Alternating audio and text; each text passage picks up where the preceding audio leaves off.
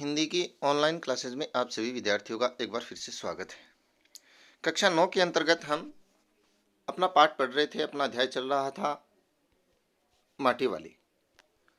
माटी वाली किस प्रकार से शहर के लोगों को माटी उपलब्ध करवा रही है, ये जानकारी हम ले रहे थे। साथ में ही आपको पता था कि ये अध्याय हमारा विस्थापन की समस्या से जुड़ा हुआ है। विस्थापन यानी एक स्थान से दूसरे स्थान पर चले जाना, अपनी प्रिय मातृभूमि को, अपनी मिट्टी को, अपनी धरती को, जिससे हम अंतरात्मा से जुड़े हुए होते हैं, उसको छोड़ के चले जाने का जो दुख है, जो कष्ट है, उस समस्या को, उस कष्ट को इस चैप्टर में उकेरा गया है। यहाँ तक हम पढ़ चुके थे कि माटी वाली घर घर में माटी उपलब्ध करवा दी है, माटा खाना से माटी लेकर के आती है। जहाँ शहर के वासी अपनी दैनिक जीवनचर्या जो है उसके लिए उस माटी का प्रयोग करते हैं, चूल्हे चौके के लिए, आंगन लीपने के लिए, सभी चीज़ों के लिए।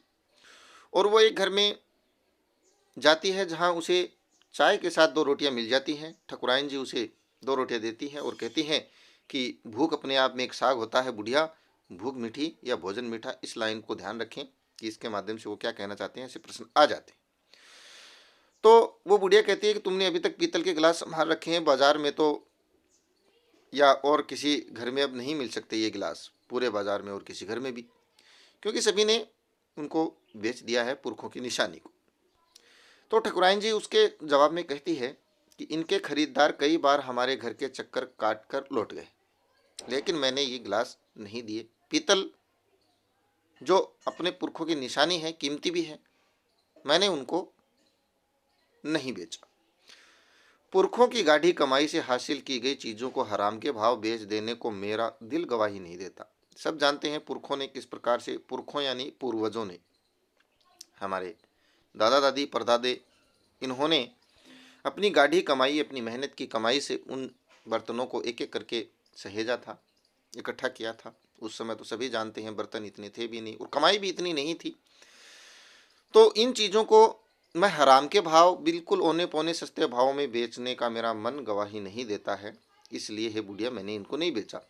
हमें क्या मालूम कैसी तंगी के दिनों में अपनी जीभ पर कोई स्वादिष्ट चटपटी चीज रखने के बजाय मन मसोस कर 2-2 पैसे जमा करते रहने के बाद खरीदी होंगी ये तमाम चीज़ें उन्होंने, कि किस प्रकार से उन्होंने एक एक पैसे का अभाव झेल करके उस पैसे को बचाने के लिए उसने कभी जीवन में स्वादिष्ट चीज़ जीभ पर नहीं रखी होगी और ये चीज़ें खरीदी होगी। इन चीज़ों को मैं ऐसे ही नहीं बेचना चाहती। जिनकी हमारे लोगों की नज़रों में अब कोई कीमत नहीं रह गई है, शायद उन वस्तुओं की कीमत उन लोगों की या उन पूर्वजों की नज़र में बहुत ज़्यादा है, इसलिए मैं उन चीज़ों को नहीं बेचना चाहती। बाजार में जाकर पीतल का भाव पूछो जरा, दाम सुनकर दिमाग चकराने लगता है। और ये व्यापारी हमारे घरों से हराम के भाव इकट्ठा कर ले जाते हैं। तमाम बर्तन भांडे, कांसे के बर्तन भी गायब हो गए हैं। सब घरों से धीरे धीरे कांसे के बर्तन, कांसा होता है, हमारे घर में भी 1-2 थाली कटोरी मिल जाती है इनकी, तो वो बोले कांसों के बर्तन जो हैं वो भी अब गायब हो चुके हैं। इतनी लंबी बात नहीं सोचते बाकी लोग। कौन कहती है? माटी वाली कहती है कि जितना आप सोचती हो ना ठकुराइन जी, इतनी लंबी बात वो नहीं सोचते हैं। अब इसका भी एक जुड़ाव है इस कहानी से कि यहाँ तो एक पीतल का लोटा या एक पीतल का गिलास तक नहीं बेचना चाहती है ये ठकुराइन, और यहाँ माटी वाली के जीवन की पूंजी एक धरती, एक छोटी सी झोंपड़ी तक उसको छोड़नी पड़ेगी जो जीवन भर वो यहाँ पर रही हैं, उनको उसे छोड़ना पड़ेगा। तो ये समस्या है, ये विस्थापन की समस्या है। जिस जमीन पर हम रह रहे होते हैं सालों से, बरसों से, और उसको अचानक से कहें कि नहीं छोड़ के जाओ, दूसरी जगह रहो, कितनी बड़ी समस्या। अब जिस घर में जाओ वहाँ या तो स्टील के भांडे दिखाई देते हैं या फिर कांच या चीनी मिट्टी के बर्तन दिखाई देते हैं। इतनी लंबी नहीं सोचते हैं लोग। पहले पीतल के, तांबे के, कांसे के रखते थे, अब केवल स्टील बिल्कुल सस्ता, कांच या चीनी मिट्टी के दिखाई देते हैं। अपनी चीज़ का मोह बहुत बुरा होता है। ठकुराइन कहती है कि अपनी चीज़ जो होती है उसका मोह बहुत बुरा होता है। मैं तो सोचकर पागल हो जाती हूँ कि अब इस उम्र में इस शहर को छोड़कर हम जाएंगे कहाँ। हमें इस शहर को छोड़ना पड़ेगा तो हम कहाँ जाएं। आगे ना विस्थापन की समस्या। क्यों? क्योंकि वहां पर नदी बहती है, टिहरी नदी, और टिहरी नदी पर क्या बनने वाला है? बांध बनने वाला है। और इस बांध बनने के कारण आसपास का जो ये शहर का इलाका है वहां पर उनको क्या करना है? स्थान खाली करवाना है। जब ये लोग अपने एक गिलास तक को नहीं बेचना चाहते तो वो इस स्थान को कैसे छोड़े? उसी बात को फिर से उसने जोड़ करके उठाया है कि अपनी चीज का मोह बहुत बुरा होता है। मैं तो सोचकर पागल हो जाती हूँ कि अभी इस उम्र में इस शहर को छोड़कर कहाँ जाएंगे। ठकुराइन जी, माटी वाली कहती है, जो जमीन जायदादों के मालिक हैं वे तो कहीं न कहीं ठिकाने पर जाएंगे ही, पर मैं सोचती हूँ मेरा क्या होगा? जिनके पास जमीनें हैं वो तो सरकारी लाभ लेकर के उस जमीन को बेच करके दूसरी जगह चले जाएंगे, लेकिन मेरी तरफ तो देखो, मेरी तरफ देखने वाला तो कोई भी नहीं है ना, मैं तो अकेली हूँ, मेरा क्या होगा? चाय खत्म कर माटी वाली ने एक हाथ में अपना कपड़ा उठाया, कनस्तर को रखने के लिए जो कपड़ा का डिल्ला था, दूसरे में खाली कंटर खोली से बाहर निकल करके सामने के घर में चली गई, जहां से बुलावा आया था उस बच्ची के रूप में चली गई। उस घर में भी कल हर हाल में मिट्टी ले आने के संदेश के साथ उसे 2 रोटियां मिल गई। 2 रोटियां इस घर में मिली थी, जिसमें से एक तो उसने पल्लू के बांध ली उस डिल्ले वाले जो कपड़े हैं उसके, और एक रोटी उसने खा ली थी। यहाँ 2 रोटियां और मिल गई, उन्हें भी उसने अपने कपड़े के एक छोर में बांध लिया। 3 रोटियां हो गई उसे उसके पास। लोग जाने तो जाने कि वह रोटियां अपने बुढ़े के लिए ले जा रही है, इसे उसकी बात की कोई परवाह नहीं है, कोई शर्म नहीं है, कोई दिक्कत नहीं है कि वह अपने पति बूढ़े आदमी के लिए वो रोटियां छिपा छिपा करके ले जाती। उसके घर पहुंचते ही अशक्त बुढ़ा, जो अब चल नहीं पाता है, अशक्त मतलब जो चल फिर नहीं पाता है, कमजोर, कातर नजरों से, बिल्कुल भयभीत और दुखी नजरों से बोल सकते हैं, उसकी ओर देखने लगता है। वह घर में रसोई बनने का इंतजार करने लगता है। आज वह घर पहुंचते ही 3 रोटियां अपने बुढ़े के हवाले कर देगी। सरप्राइज हम अपनी भाषा में कहते हैं कि ये सरप्राइज। 3 रोटियां आज अपने बुढ़े को दिखाएगी। रोटियों को देखते ही चेहरा खिल उठेगा बुढ़े का, ये सोचती हुई जा रही है। अब वो भी रोटियां किसी से प्राप्त हुई हैं, उन रोटियों को देख करके बुढ़ा खुश हो जाएगा। ये है गरीब आदमी की सोच विचार। लोग बिजनेस के बारे में सोचते हैं, तरक्की के बारे में सोचते हैं, ये बेचारे रोटियों के बारे में सोचते हैं। साथ में ऐसा भी बोल देगी, साग तो कुछ है नहीं अभी, और तब उसे जवाब सुनाई देगा, वही जवाब, भूख मीठी कि भोजन मीठा। अरे साग की कहाँ आवश्यकता है, सुबह से रोटियां नहीं मिली हैं, रोटियां ही साग हो जाएंगी। तो वो उस जवाब को दे देगा। उसका गांव, किसका? माटी वाली का। माटी वाली का गांव शहर के इतना पास भी नहीं है जितना हम सोच रहे हैं। कितना ही तेज चलो फिर भी घर पहुंचने में 1 घंटा तो लग ही जाता है, घंटे भर का टाइम लग जाता है। तेज से तेज चलने पर भी रोज सुबह निकल जाती है वह अपने घर से, पूरा दिन माटा खान में मिट्टी खोदने, फिर विभिन्न स्थानों में फैले घरों तक उसे पहुंचाने या ढोने में बीत जाता है उसका पूरा दिन तो। और शाम को वो घर जाती है। घर पहुंचने से पहले रात गिरने लगती है। उसके पास अपना कोई खेत नहीं है, जमीन का एक भी टुकड़ा नहीं है। झोपड़ी हाँ है, जिसमें वह गुजारा करती है, गांव के एक ठाकुर की जमीन पर खड़ी है। किसी की दया पर खड़ी है, उसकी जमीन पर रहने की एवज में उस भले आदमी के घर पर भी माटी वाली को कई तरह के कामों की बेगार करनी होती है। ये होता है गरीब आदमी का जीवन।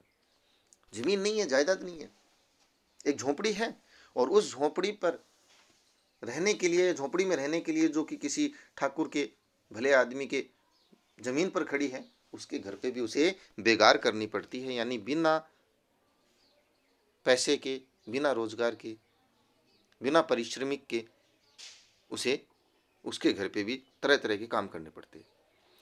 नहीं, आगे वो सोचती है, नहीं, आज वह एक गठरी में बदल गए अपने बुढ़े को कोरी रोटियां नहीं देगी। गठरी में बदल गए बुढ़ा, बुढ़ा इतना कमजोर है कि वो सोता है तो गठरी जैसा लगता है, बिल्कुल छोटा हो गया है, कमज़ोर सा, कमज़ोर काया वाला। तो वो कहती है कि गठरी में बदल गई उस बुढ़े को केवल रोटियां नहीं देगी, माटी बेचने से हुई आमदनी से उसने एक पाव, मात्र पाव प्याज खरीद लिए। प्याज को कूटकर वह उसे जल्दी जल्दी तल देगी। प्याज तल करके खाएंगे। बुढ़े को पहले रोटियां दिखाएगी ही नहीं, सब्जी तैयार होते ही परोस देगी। उसके सामने 2 रोटियां परोस देगी। ये विचार करती जा रही है, ख्याल है, सपना है। अब वह 2 रोटियां भी नहीं खा सकता, एक ही रोटी खा पाएगा, हद से हद 1.5 खा लेगा, ये सोचती जा रही है बुढ़िया। अब उसे ज्यादा नहीं पछता, बाकी बची रोटियों से माटी वाली अपना काम चला लेगी। एक रोटी तो वैसे ही खा ली उसने, एक रोटी तो उसके पेट में पहले ही जमा हो चुकी है ना, बाकी बुढ़े के पास जो बची रोटियां होगी एक आध, वो खा लेगी, जितना वो खा पाएगा। उसके बाद मन में यह सब सोचती, हिसाब लगाती हुई वह अपने घर पहुंच गई। किसका हिसाब लगा रही है? प्रश्न उठता है कि वह किसका हिसाब लगा रही है? रोटियों का हिसाब। गरीब आदमी रोटियों का हिसाब लगाता है और अमीर आदमी पैसों का, बिल्डिंगों का, प्लॉटों का, कारोबार का हिसाब लगाता है। वो रोटियों का हिसाब लगाती हुई पहुंच गई। उसके बुढ़े को अब रोटी की जरूरत नहीं रह गई थी। क्यों भाई, क्या हुआ? माटी वाली के पाँव की आहट सुनकर हमेशा की तरह आज वह चौंका भी नहीं। जैसे कोई आ जाता है घर में तो हम उठ करके देखते हैं, वैसे उसने देखा भी नहीं। उसने अपनी नजरें उसकी ओर नहीं घुमाई। घबराई हुई माटी वाली ने उसे छू करके देखा तो क्या हुआ? वह अपनी माटी को छोड़कर जा चुका था। वह बुढ़ा अपनी माटी को छोड़कर जा चुका था, अर्थात उसकी मृत्यु हो चुकी थी। जो वो सपने लेकर के चली थी कि आज उसको सरप्राइज गिफ्ट देगी, आज उसको रोटियां देगी, 2 रोटियां देगी, प्याज तल देगी, रोटियों का हिसाब लगा रही थी, वो सारी की सारी जो इच्छाएं थी वो नष्ट हो गई। माटी वाली का बुढ़ा अपनी माटी छोड़कर जा चुका था। टिहरी बांध पुनर्वास के साहब ने उससे पूछा कि वह रहती कहाँ है। कहानी आगे बढ़ती है। टिहरी बांध, टिहरी बांध मैंने बताया नदी पे बन रहा होता है। पुनर्वास, लोगों को उस स्थान से छोड़ करके दूसरे स्थान पर जाने के लिए सरकारी आदमी है, एक साहब है। उसने पूछा उस बुढ़िया से कि तुम कहाँ रहती हो? तुम तहसील से अपने घर का प्रमाण पत्र ले आना। घर तो है ही नहीं, फिर भी वो बता रहा है कि घर का प्रमाण पत्र ले आना। मेरी जिंदगी तो इस शहर के तमाम घरों में माटी देते गुजर गई साहब। मेरे पास तो कोई ज़मीन भी नहीं है, कहाँ से ले आऊँ प्रमाण पत्र? मैं तो लोगों के घरों में माटी पहुँचाती पहुँचाती ज़िंदगी गुजार दी। माटी कहाँ से लाती हो? माटा खान से लाती हूँ माटी, शहर से दूर जो माटा खान है। वह माटा खान चढ़ी है तेरे नाम? अगर है, प्रश्न पूछता है कि क्या वो माटा खान तेरे नाम चढ़ा है क्या सरकारी कागजों में? अगर है तो हम तेरा नाम लिख देते हैं। माटा खान तो मेरी रोजी है साहब, उसको भी छोड़ के कहाँ जाऊंगी बताओ? बुढ़िया, हमें जमीन का कागज चाहिए, तुम्हारी रोजी नहीं चाहिए, हम तो जमीन का कागज पूछ रहे हैं। सरकारी आदमी उसे कहता है। बांध बनने के बाद मैं क्या खाऊंगी साहब? माटा खान भी ले लोगे आप तो, फिर मैं क्या धंधा करूंगी? इस बात का फैसला तो हम नहीं कर सकते, उस सरकारी आदमी ने कहा। वह बात तो तुझे खुद ही तय करनी पड़ेगी कि बांध बनने के बाद तुम क्या खाओगी। टिहरी बांध की 2 सुरंगों को बंद कर दिया गया। शहर में पानी भरने लगा। शहर में आपाधापी मची है। शहरवासी अपने घरों को छोड़कर वहां से भागने लगे हैं। पानी भर जाने से सबसे पहले कुल शमशान घाट डूब गए। सबसे पहले क्या डूब गए? शमशान घाट डूब गए। माटी वाली अपनी झोपड़ी के बाहर बैठी है और गांव के हर आने जाने वाले से एक ही बात कहती जा रही है, गरीब आदमी का शमशान नहीं उजड़ना चाहिए, गरीब आदमी का शमशान नहीं उजड़ना चाहिए। बड़ा अच्छा प्रश्न बनेगा इसका कि ऐसा वो क्यों कहती है कि गरीब आदमी का शमशान नहीं उजड़ना चाहिए। चलिए चर्चा करते हैं उससे संबंधित भी। सबसे पहले पहला प्रश्न लेते हैं कि शहरवासी सिर्फ माटी वाली को ही नहीं, उसके कंटर को भी अच्छी तरीके से पहचानते हैं। आपकी समझ में वे कौन से कारण रहे होंगे जिनके रहते माटी वाली को सब पहचानते थे? क्योंकि सबके घरों में माटी की आवश्यकता होती थी और माटी की पूर्ति करने वाली केवल शहर में एक माटी वाली है। जो माटा खान से कंटर में भर करके सभी घरों में माटी पहुंचाती है। इसलिए प्रत्येक घर में उस माटी वाली से संबंध बना हुआ है। माटी पहुंचाने का जो कार्य किया जाती है अकेली वही, दूसरा कोई और भागीदार भी नहीं है, कोई और व्यक्ति नहीं है जो माटी पहुंचाता हो शहर में। इस कारण सब माटी वाली को पहचानते हैं। दूसरा, माटी वाली के पास अपने अच्छे बुरे भाग्य के बारे में ज़्यादा सोचने का समय नहीं था। क्यों नहीं था? माटी वाली गरीब, बेचारी गरीब महिला है, वह दूर रहती है, ठीक है, खेत खात है नहीं उसके पास, वृद्ध बूढ़ा बीमार पति है उसके पास, माटा खान से माटा खोदने का काम करती है, सुबह निकल जाती है और घर घर पहुंचाती है, घर तक पहुंचती है वापस, तब तक उसे क्या हो जाती है, शाम हो जाती है। इतना व्यस्त जीवन होने के कारण उसे अच्छे बुरे भाग्य के बारे में सोचने का समय नहीं है। ठीक, भूख मीठी की भोजन मीठा से क्या अभिप्राय है, तो ये 2-3 बार आया है, तो इसके बारे में मैंने आपको बताया था कि जब जब भूख भयंकर लगती है तो सूखी रोटियां भी मेवों से कम नहीं होती हैं, सूखे अंजीर से कम नहीं होती हैं, खीर पूरी से कम नहीं होती है। इसलिए रोटी में मिठास न होकर के माटी वाली ये कहना चाहती है कि भूख में मिठास होती है। एक बार जब वो ठकुराइन से रोटी प्राप्त करती है तब ये कथन आता है, दूसरी बार वो सोचती है कि बूढ़े को जब जाकर के दूंगी रोटी और कहूंगी कि सब्जी नहीं है तो वो कहेगा कि भूख मीठी कि भोजन मीठा। अर्थात भूख में भोजन की आवश्यकता अधिक होने से वह बासी खराब भोजन भी क्या लगता है, स्वादिष्ट लगता है। प्रश्न आगे है चौथा कि पुरखों की गाड़ी कमाई से हासिल किसी भी चीज को हराम के भाव बेचने को मेरा दिल गवाही नहीं देता। मालकिन के इस कथन के आलोक में विरासत के बारे में अपने विचार व्यक्त कीजिए। तो विरासत के बारे में इस कथन के आलोक में हम विचार व्यक्त कर सकते हैं कि आज जिस प्रकार से लोग अपने पुरखों की जमीन को, अपने बर्तनों को इस प्रकार से औने पौने भावों में बेच रहे हैं, ये बिल्कुल गलत है, ऐसा हमें नहीं करना चाहिए।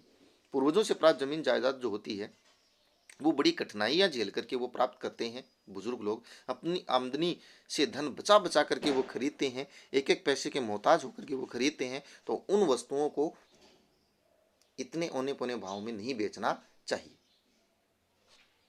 ठीक है, नेक्स्ट है माटी वाली का रोटियों का इस तरह हिसाब लगाना उसकी किस मजबूरी को प्रकट करता है?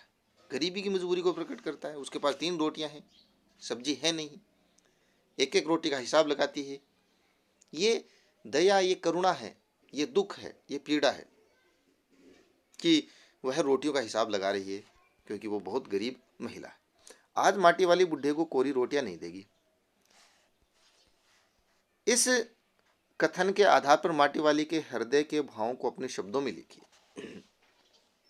माटी वाली के पास केवल 3 रोटियां हैं, ठीक, कोई ताजा बासी सब्जी भी नहीं है। इसमें से 2 रोटियां तो वो अपने बुढ़े को दे देना चाहती है। ठीक है, दया की भावना से वशीभूत होकर के माटी वाली मजदूरी से प्राप्त उन पैसों से पाव भर प्याज खरीद लेती है और वह निश्चय करती है, वह सोचती है कि प्याज को कूट करके तल करके उसके साथ वह रोटियां बुढ़े के सामने रखेगी, अर्थात कोरी बिना सब्जी वाली रोटियां नहीं देगी। माटी वाली के मन में अपने पति के प्रति जो सच्चा प्रेम है, सेवा है, करुणा है, दया का जो भाव है वो इस कथन के माध्यम से प्रकट हो रहा है कि आज वो अपने पति को कोरी रोटियां नहीं खिलाएगी, आज कुछ सब्जी पका देगी। बढ़िया प्रश्न आ रहा है जो लास्ट में मैंने कथन उठाया था कि गरीब आदमी का शमशान नहीं उजड़ना चाहिए। यहाँ शमशान फिर से गलत लिख दिया गया है, ऊपर जो लिखा हुआ था चैप्टर में वो सही है, आधा से आएगा, क्या आएगा, ऐसे शमशान आएगा। ठीक, नहीं उजड़ना चाहिए, इस कथन का आशय स्पष्ट कीजिए। देखिए, टिहरी बांध का पानी शहर भर में डूब जाता है, भर जाता है। पहले पहले शमशान डूबता है। क्या डूबता है? शमशान। ये हमने अभी पढ़ा। झोपड़ी के सामने बैठी माटी वाली सोच रही है कि घरों में डूबने पर अमीर लोग कहीं दूसरी जगह जाकर आसानी से बस जाएंगे, परंतु गरीब आदमी कहाँ जाएगा? इस शहर में उसका कोई घर भी नहीं है, बस शमशान ही तो अपना था। शमशान में कोई भी रह सकता है, शमशान में तो कोई भी जा सकता है। तो शायद वो ये कहना चाहती है कि शमशान ही आज मेरा घर होता, मैं वहाँ रह लेती। उसके डूबने पर, उसके उजड़ने पर उसका और भी कहीं ठिकाना नहीं बचेगा। मरने पर उसे अंतिम संस्कार के लिए 2 गज जमीन भी शायद न मिले। अब इस पुरखों की जमीन के आसपास वो शमशान भी उसे न मिले, तब वो शायद कहती है कि गरीब आदमी का कुछ भी उजड़ जाए, कम से कम शमशान तो मत उजाड़ो। जहाँ वो अपनी चिता को अग्नि मिलती है वो स्थान तो कम से कम नहीं उजड़ना चाहिए। फिर अंत में आता है एक अनुच्छेद लेखन, पैराग्राफ राइटिंग, विस्थापन की समस्या। जिस चैप्टर को हमने पढ़ा है वो सबसे पहले विस्थापन की समस्या से ही बना हुआ है। तो विस्थापन का मतलब यही होता है, मैंने बार बार बताया, कि अपने स्थापित स्थान, बने बनाए घर को छोड़कर अन्य स्थान पर जाना, यही क्या कहता है, विस्थापन। स्थापित जो स्थान है हमारा, पहला बना बनाया घर जो है पुरखों का दिया हुआ, उस स्थान को छोड़कर दूसरे स्थान पर चले जाना। तो विस्थापन के कारण प्रकृति, प्राकृतिक, मानवकृत जो भी चीज़ें हैं, उनके कारण हम कभी कभी उस स्थान को छोड़कर दूसरे स्थान पर चले जाने का प्रयास करते हैं। भाई बाढ़ के कारण लोग अपने स्थान को छोड़ते हैं। तो इस आधार पर हम पूरे के पूरे पैराग्राफ को बनाएंगे और बताएंगे कि नदियों में भयानक बाढ़, भूकंप, तूफान, ऐसे कारणों से बस्तियां उजड़ जाती हैं और व्यक्ति अपने स्थान को छोड़कर जाने को मजबूर हो जाता है। कभी कभी मानवीय जो क्रियाकलाप होते हैं, राजनीतिक निर्णय हैं, उनके कारण भी उनको दूसरी जगह जाना पड़ता है और इस प्रकार से उसे मजबूर होना पड़ता है। जैसे अपने स्थान को छोड़कर चले जाना कितना दुख देता है, कितना कष्ट देता है, ये सारी बातें उस पैराग्राफ में हम लिखेंगे। तो एक पैराग्राफ इसका पूरा कंप्लीट हो जाएगा। तो इस प्रकार से अपना ये जो चैप्टर था माटी वाली कहानी, मैं समझता हूँ आपको समझ में आ गया होगा और जो क्वेश्चन मैंने बताए हैं वो भी अच्छी तरीके से आपको समझ आ गए होंगे। तो मिलते हैं नए चैप्टर और नए वीडियो के साथ। तब तक आप सभी विद्यार्थियों का बहुत बहुत धन्यवाद।